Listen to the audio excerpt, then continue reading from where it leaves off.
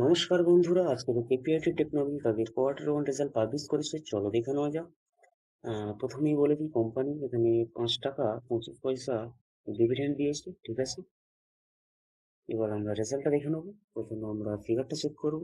এখানে সমস্ত ফিগার মিলিয়ে আছে, এটাকে আমরা কোটিতে কনভার্ট করে বলবো। এবার আমরা সিকোয়েন্স চেক করবো। 30শে জুন 2025, 30শে June 2026, okay, year on year. 31শে মার্চ 2026, 30শে জুন 2026, কোয়ার্টার কোয়ার্টার, ঠিক আছে। এবার আমরা কোম্পানির টোটাল রেভিনিউটা দেখবো। আগের বছরে ছিল 1538 কোটি, আগের কোয়ার্টারে ছিল 1711 কোটি, এবং এই কোয়ার্টারে এসছে 1674 কোটি। কোম্পানি এখানে ইয়ার অন ইয়ার প্রায় বলা চলে 8 থেকে 9%-এর মতন জাম্প দেখিয়েছে, কিন্তু quarter on quarter company down দেখিয়েছে, প্রায় বলা চলে 2%-এর মতন ডাউন দেখিয়েছে, ঠিক আছে।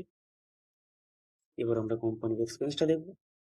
আগের বছরে ছিল 1313 কোটি, আগের কোয়ার্টারে ছিল 1492 কোটি, এবং এই কোয়ার্টারে এসছে 1508 কোটি।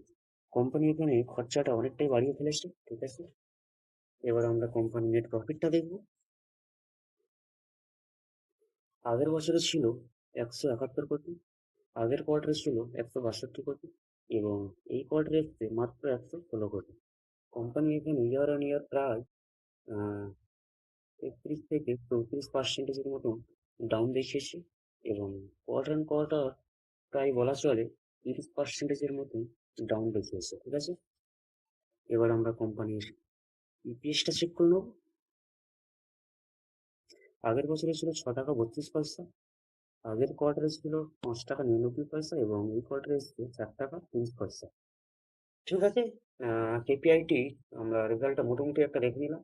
কোম্পানি খুব একটা ভালো রেজাল্ট আনতে পারেনি, তবে দেখা যাক মার্কেটে শেয়ার থেকে কেমন রিয়াকশন দেখায়। যদি ভিডিওটি ভালো লাগে তাহলে অবশ্যই লাইক করবেন, এবং আরো আপডেট পেতে আমাদের সাথে থাকবেন। ধন্যবাদ।